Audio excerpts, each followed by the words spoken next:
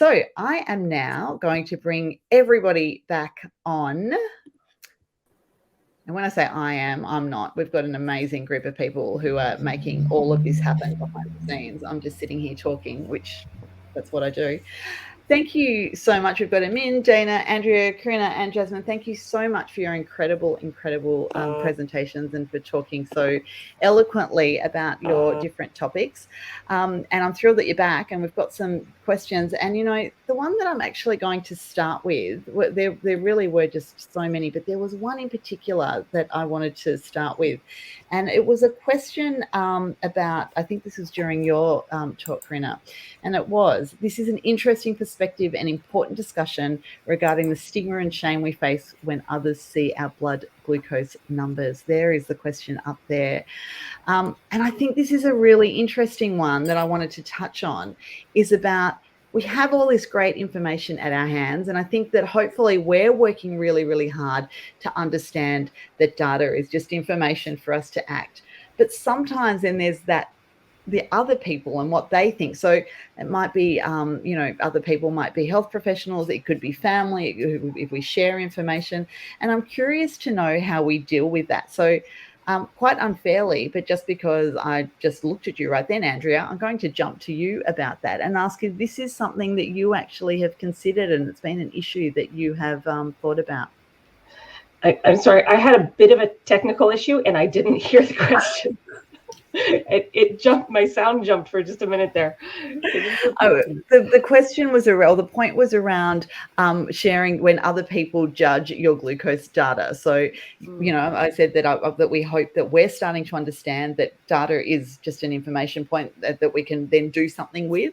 But how do we deal with, there's a question, it's just gone back up.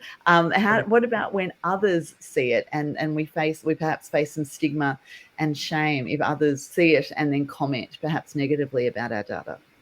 I think it's a really, really important point. And I personally have been very lucky, maybe because I don't share my data with anybody, including my healthcare professionals. Occasionally a number here, a number there, or, I want to troubleshoot one thing, but it's really specific. So I haven't dealt with a lot of personal stigma, but I've had it from myself. I've sort of had that self-judgment or thinking that my meter is judging me. I don't want to see that number, and so I'm not going to check my blood sugar level. And I think my way of getting out of that was really to reinforce for myself, and using the help of other people in the diabetes online community, of the fact that those numbers they're just numbers. There is no judgment attached to them. It's just an information, or a number that can give you information to make a decision or not, depending on what the situation is. And I believed that so much, and I needed that reinforcement so much, that at one point on my insulin pump, where I was supposed to have my name, sort of as I logged into my insulin pump, I know what my first name is. I don't need that. And I put that, it's just a number, to reinforce that every time I turn that on and I'm going to see that number, that it's not something that's judging me. It's just information that I'm going to be able to do something with. Yeah, I love that. I think that any reminder that we have about it's just a number is really important. I mean, I'm going to jump to you and ask you about that, and ask if it's been something that you've had to deal with, and how you do that. And I always think, there are moments where we make a deliberate decision to share, but there are always those moments where you've done a blood glucose check, or you've looked at your CGM, and somebody perhaps has noticed over your shoulder what your number is, and they're like, oh, is that bad? Or, oh yes, that is bad. And if that's happened, and how you deal with that. I think it really depends on the situation. So if it's someone who does it really out of curiosity, then I would explain to them what happened. So I don't know, I had a high carb meal and I didn't estimate it properly, and I would just go through the whole thing with them. But if I know if it's just out of if it's judgmental, then it's very simple. I just say, walk in my shoes. Walk in my shoes, then judge me. Because it's crazy. Sometimes you eat the same thing, you did the same thing, you inject the same amount of insulin, and it just goes crazy. And I feel like this equation of carbs, physical activity, insulin, and stress only, no, that's not the equation. There are another 150 other hidden factors. So I feel like using a CGM helped me a lot, and wearables helped me a lot to understand that, and I hope others would as well. Yeah, absolutely. So I feel like we have a little bit of a push-pull here. We've got the, technology is amazing and it's really great. And then there is the burden that does impact my mental health. And of course, that burden is going to be different for everybody, and it's not static either. It changes. But I wonder how we can have conversations around that, because I know certainly for me that has never been a conversation that, it was always just very much the tech is brilliant. It is really great. It's going to change your life. And then when I realized that there were moments where it did make me feel really overwhelmed, I thought that was just me. And I thought that clearly I'm not knowing what to do here properly. Then obviously I spoke with other people and I learned that it wasn't just me. But I'm wondering, Jasmine, I might throw this to you and just ask, how is it that we can really, there's great evidence to support this. So how can we have these conversations, I wonder, to make it so that people don't feel that they're the ones who are failing if they are feeling very overwhelmed with wearing the technology, the data that the technology is spitting out constantly, or just everything to do with the tech? I think I'll answer that with two of your favorite things: language matters and peer support. So previously when people were talking about the stigma they were faced for glucose levels, I think it's really important that we're choosing respectful language when talking about glucose levels. So not bad or good or getting a scorecard, as we might have seen on Twitter, people getting an A+ for their glucose levels. All those approaches are really shaming and blaming and not helpful. So making it, and it's also not specific when you're saying it's something good or bad. It's not telling you where it is or where you want it to be or how you want it to be. And then secondly, like you said, you felt alone until you talked to someone else who had that experience. And I think that really speaks to how important peer support is in this community, and every community. I benefit from peer support too, that when you can meet with other people with diabetes and you can talk to them about your experiences, you can see and understand that you're not alone. Yeah. So I think healthcare professionals should be using respectful language, and there's language position statements out there. For example, Diabetes Australia has one. And also supporting and recommending peer support to people with diabetes. Wonderful. Renza, if I can jump in here. Yes. I think also we, the diabetes online community, especially people who are in influential positions, really need to be mindful about what we share and how we share it. Yeah. There's a lot of posts that are, oh, I've got the latest and the greatest. Isn't it shiny? Isn't it beautiful? Thank you to, fill in the manufacturer, for this. And it creates a lot of not just fear of missing out, but also resentment among people who know that they won't have access to that's not an option for them. And it's not just around devices, it's also around, people sharing those beautiful horizontal straight lines along their CGM screens. And because when you do that, a lot of times it comes across as you're holding it up as an example of this is what everyone not just should aspire to, but what everyone should be able to achieve. And look at all these great tools we have at our disposal. Why can't it can hit as, why can't you do that? Yeah, and not why can't you do it because of structural issues, but because it's a personal failing. Yeah. Yeah, I think that's a really interesting point. And I think that, I very much believe that people should share and feel comfortable doing, whatever they do feel comfortable with. But being mindful, I think, that of others and how that can be interpreted is really critical. There was a comment that just went up that was self-judgment is the worst. Oh, my goodness. I feel like that is absolutely so, so true. Dana, I feel when I hear you speak, because you have these brilliant tips and tricks of how to really focus everything back onto, making sure that you're getting what you need. But self-judgment, how do we cope with that? How do we manage that? Is there a way to banish it forever? Please say yes and tell us what you I think the challenge I often have is that comparison with other people. This is true with running. This is true with diabetes, and the choices people make around their phone, their pump versus their MDI, which pins they use, syringes or not. I'm one of those people who've never injected with an insulin pen. I started with syringes in 2002, and I've never bothered to get pins because I use vials to fill my pumps. And so it's just easy to do syringes. And so I'm like, probably a unicorn. I've never used an insulin pen.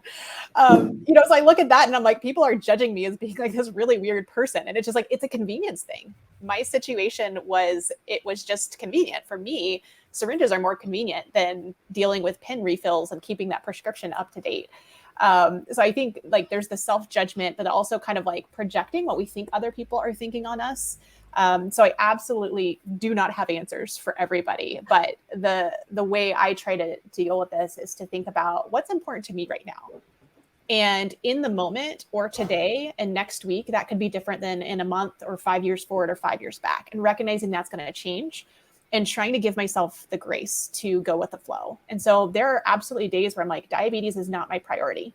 I'm going to keep my devices going. I'm going to keep myself alive, but I'm going to change my CGM alarms, or I'm going to tell the people who follow me with glucose data to change their follow alarms, and ask them to only talk to me about diabetes if these certain conditions are met.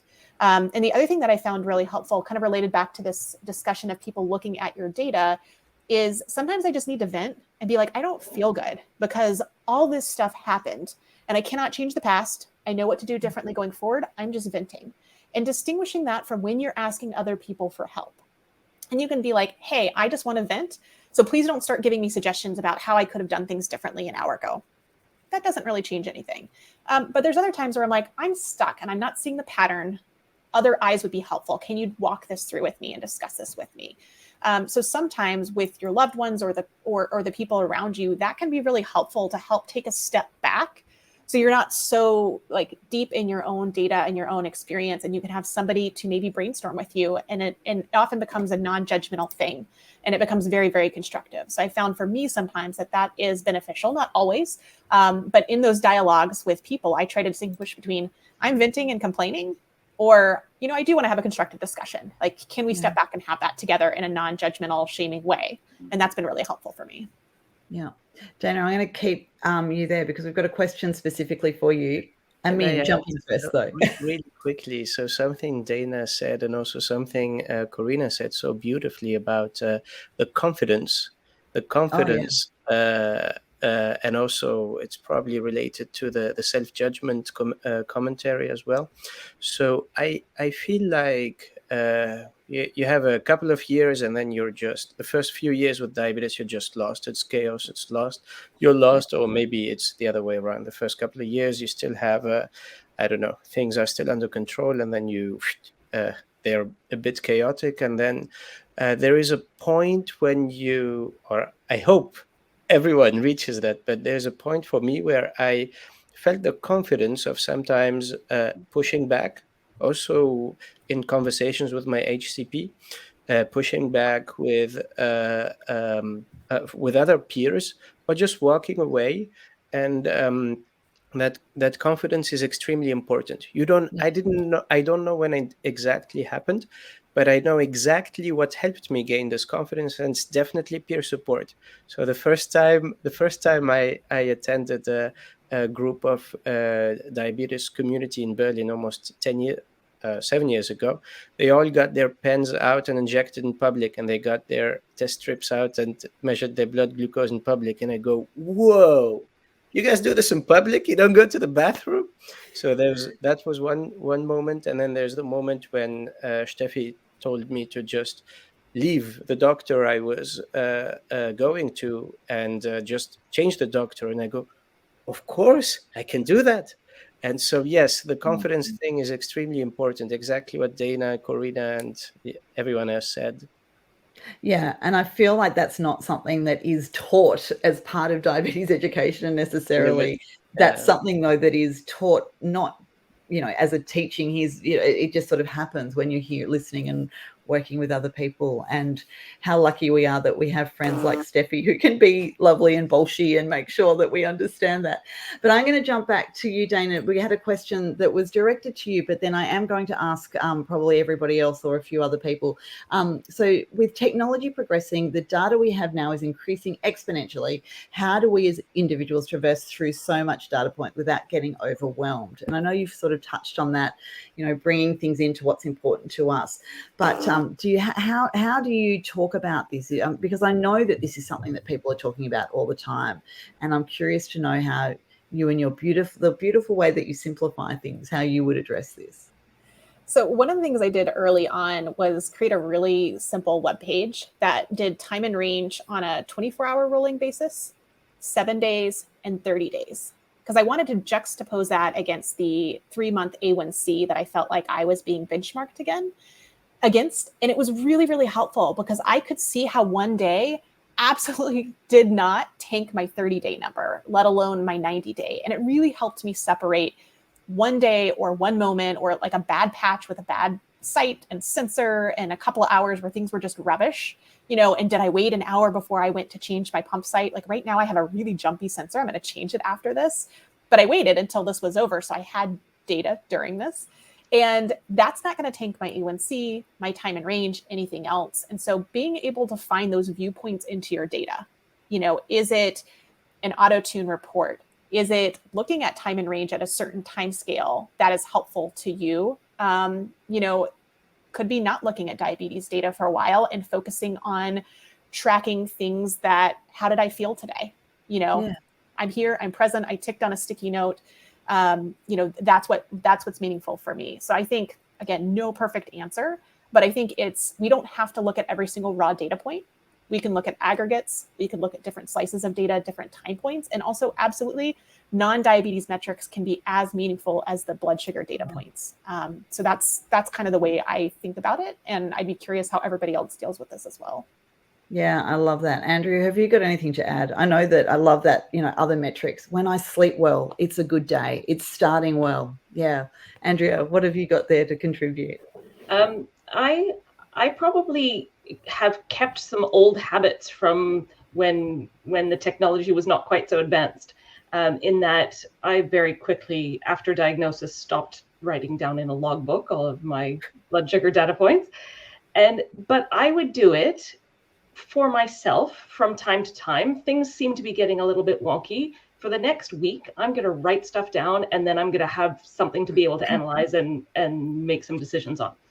And I do the same today, even though I have constant CGM readings and everything. I don't look at my metrics every day.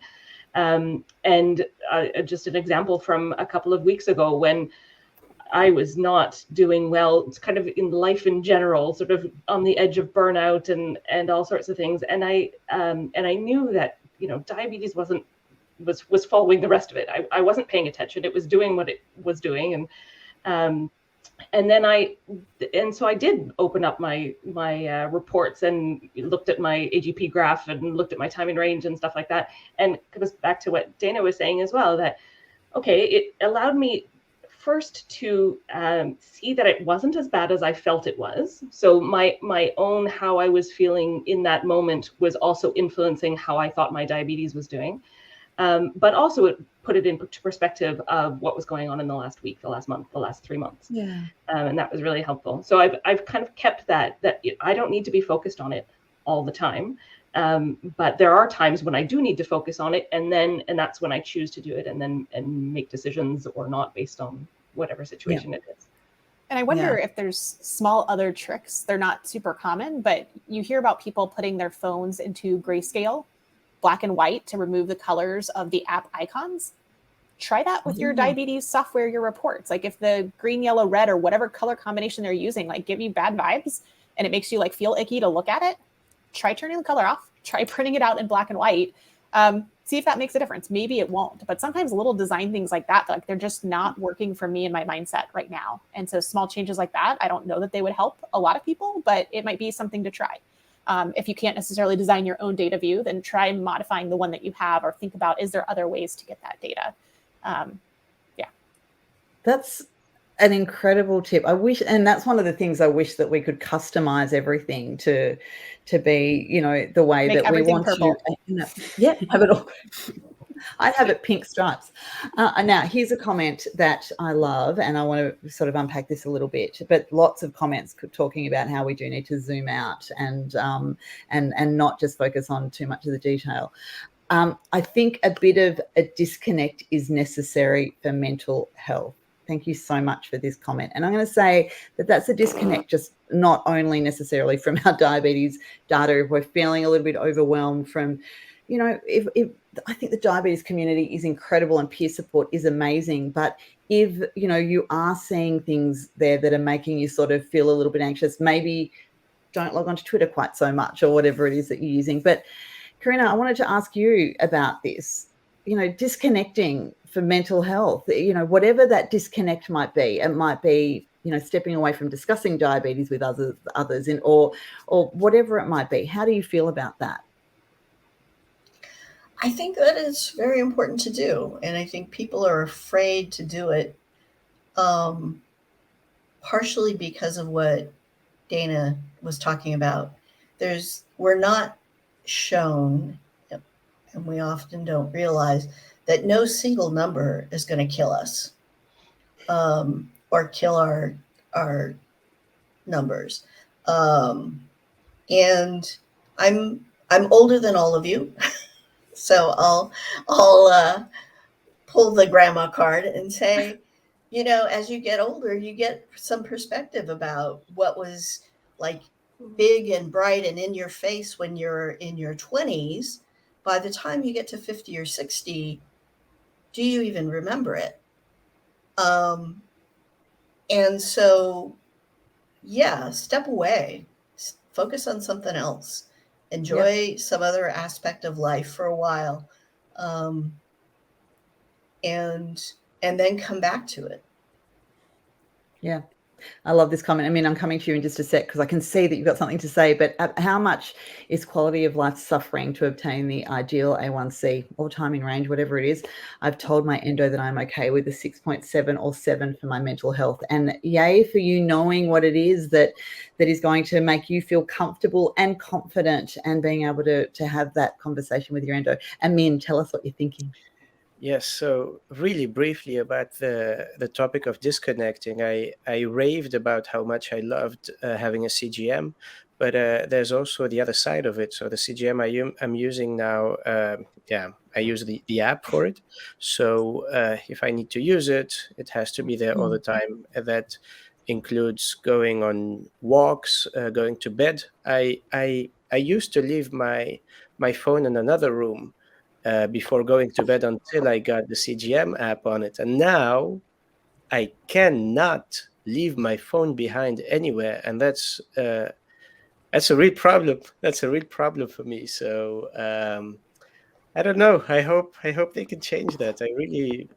So I guess the point I'm making is, with all these connected things, they're converging to the phone. So even if you're okay not disconnecting from the diabetes tech and you want to disconnect from the rest of the tech, it makes it really hard. So I really wish they can be mindful of that as well. Okay, of course I could use a receiver. I probably should use a receiver.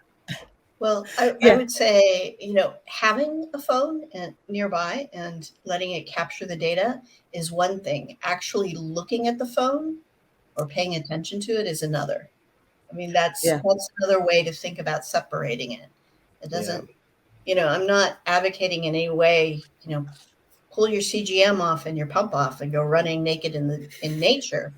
Although it might be fun.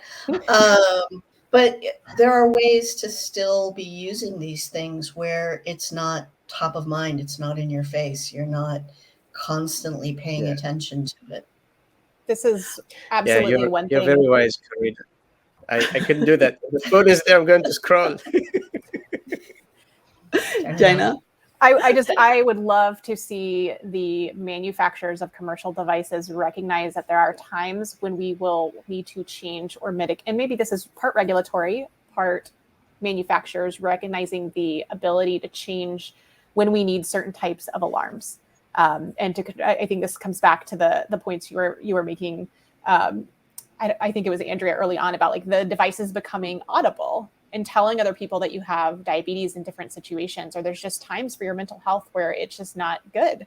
And you want to have the data there for when you need it, but you can use other software with more customizable alarms that better fit the situation. And I would love to see more devices get to the point where you can customize on a kind of like a need to be situation, not a one size fits all. This is your alarms forever. We can change that slightly, but I don't think we can change it enough to match the needs of people with diabetes in the real world. So I want to see us continue to encourage manufacturers and regulators to recognize that need for flexibility. Like, yes, we need some things for safety, but sometimes there's other aspects of safety that are as much or more important in terms of mental health versus like specific glucose levels, especially when you take into account things like noisy sensors. Yeah, absolutely. Now, I'm going to do a quick whip around and ask you all the same question so much. I'm going to ask you the same question. Somebody just said, thank you so much, Dana, for these tips, helping us to advocate for ourselves. They are great tips. So I'm going to ask you all one question, and it's going to be your final parting words of wisdom when we are talking about making sure that we are absolutely getting the most out of our technology and our data, and any advice that you might have for people of how to manage that. Corinna, you've already said, you can take off everything and run naked into the woods, which seems like great advice and probably what we should just leave things on. But I'm going to start with you. What other sort of golden nugget would you like to share as your parting words? You can always say no. Oh, love it. Yes.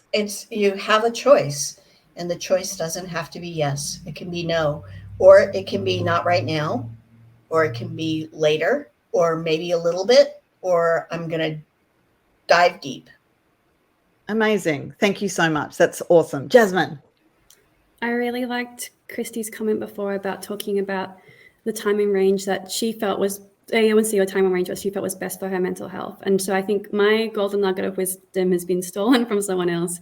Camille, also known as Nerdabetic on Twitter, he talks about the concept of time in happiness. And I think that's really important to consider too, having that grace and that compassion for yourself, taking things slowly, one step at a time. If you have a bad day or a bad morning, it's okay, leave it in the past and think about how much time you want to be spending in happiness too. Your mental health, your quality of life, those things are really important. I love that. Thank you so much. And that is a great thing to remember. And thanks to Camille for that wonderful idea. Andrea. Well, so my top two were choice and time and happiness. But I think what's really important is being able to find to find answers, to find support, to find sort of ways to be able to work within the constraints that you have. And so you've chosen to use something, it's going to be beneficial in some ways, it's going to be difficult in other ways, and so find ways to work around those difficulties. And the DOC can be very helpful in that, finding Wonderful. your tribe. Thank you. Yes, absolutely. Amin? We're talking about connected stuff here, so I would like to stress that we should really try and connect with other people, with peers, with people who live with this like us. Forget the devices. We'll get devices. Maybe we'll get some devices that are connected or not, or HCPs that are tech savvy, or data, whatever. But at the end of the day, it's really about finding someone who's out there who walks in your shoes and gets what you say and can help you go through it. And in the end, it's going to be fine. Absolutely. And I think that finding those connections with people helps us work out how to use the connected data in a way that and devices in a way that works for us. And Jana, you get the last word here. If I had to pick one word, it would be respect. Respect for yourself. You know you best and what you need, and that can change over time.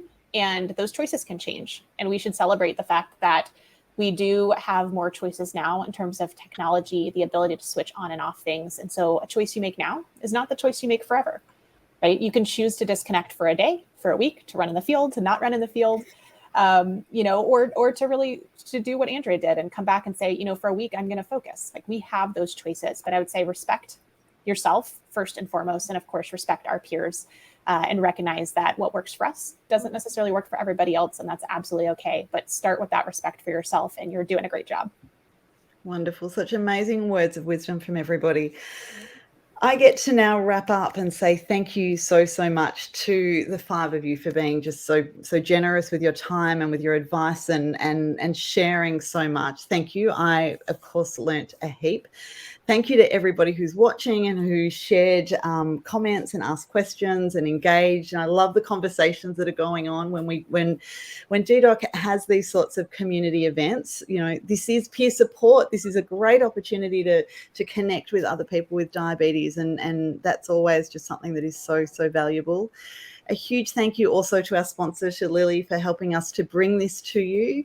And I think one of the things that I've so loved with this is that we have been able to talk about the things that perhaps don't necessarily get spoken about when we're talking about technology and we're talking about data. We've been really talking about quality of life, because I think for us people with diabetes, that's what this is so often about, is that we really want to reduce the burden as much as possible of living with diabetes. So thank you so much to everybody.